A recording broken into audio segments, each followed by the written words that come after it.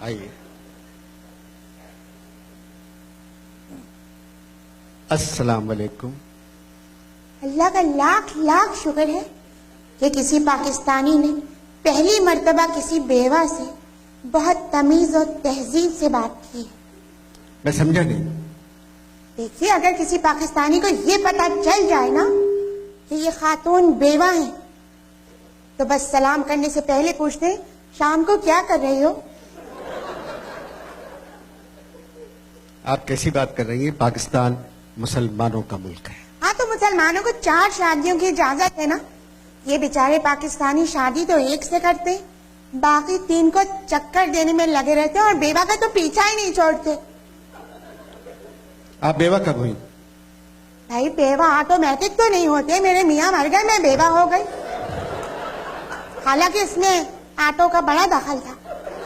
आपके बेवा होने में ऑटो का दखल? वो कैसे? जी देखिए, मेरे मियाँ ना एक दिन गाड़ी के नीचे लेटे हुए गाड़ी ठीक कर रहे थे। मैं बराबर में खड़ी हुई थी, तो उन्होंने वहीं से कहा, बेगम जरा जैक घुमा के गाड़ी ऊपर कर दो।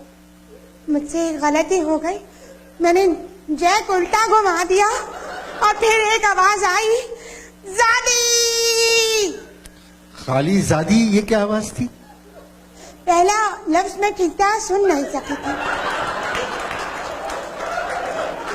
यही मरहूम के आखिरी अल्फाज थे।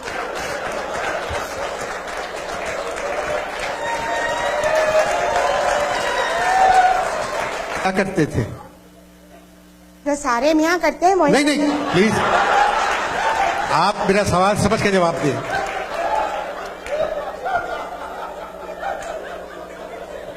मुलाजिमत क्या करते थे? मरते मर गए, मगर मरहूम ने ये नहीं बताया कि क्या करते थे। अब आप क्या करती हैं? मैं अपने कमरे का दरवाजा खोल के सोती हूँ।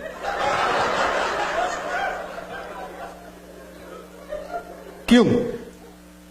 देखिए, मरहूम जब तक जिंदा थे ना, कभी दरवाजा खोल के नहीं सोए, कि उनकी वालदा माजदा जो थी वो नाबीना थी और बगैर किसी काम के हमारे कमरे में आ जाती थी, पलंग से लग के बैठती थी और हर थोड़ी देर के बाद पूछती थी, बेटे क्या कर रहे हो, बताना जरा।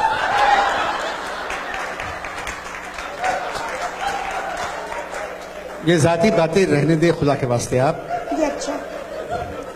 मैं पूछ रहा हूँ, अब आप क्या करती हैं? एक अकेली औरत बेवा पाकिस्तान में क्या कर सकती है? बच्चे हैं? नहीं।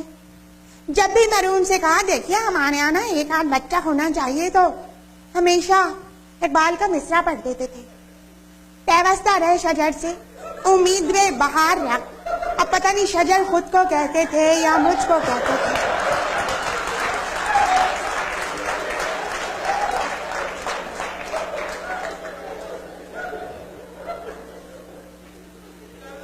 घर का खर्चा कैसे चलता है? वो पड़ोस में एक सिंधी सूबाई वजीर रहते हैं, हमारे मियाँ के दोस्त थे।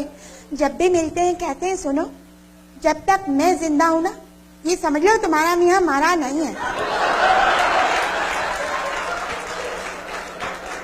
ये तो बहुत गलत बात है। उनको कहना चाहिए था, जब तक मैं जिंदा हूँ तुम्हारा भाई नहीं मरा है। अरे तो मेरा तो कोई भाई नहीं है, वो कैसे कहते हैं ये? अभी परसों मिले थे तो मुझे देख के कहने लगे, जब भी मैं तुझको देखता हूँ मुझको तुझ में सिंध नजर आता है। मैंने कहा, साईं आप लोग तो सिंध के टुकड़े टुकड़े कर रहे हैं। हाँ। उन्होंने क्या कहा? उन्होंने कहा, देखो बाबा, तुम सिर्फ फिगर हो, पॉलिटिकल फिगर नहीं हो, ऐसी बातें मत किया करो। ये सारी बातें आपकी सास को मालूम है? नहीं है, अम्मा को तो उन्होंने, साईं ने पहले ही इलाज के लिए दादू भिजवा दिया है। दादू में कौन सा डॉक्टर है? साईं ने मना किया था कि डॉक्टर का नाम ना पूछे, क्योंकि उनको भी नहीं मालूम। आपसे मिलकर खुशी हुई। आप अपना कार्ड देंगे?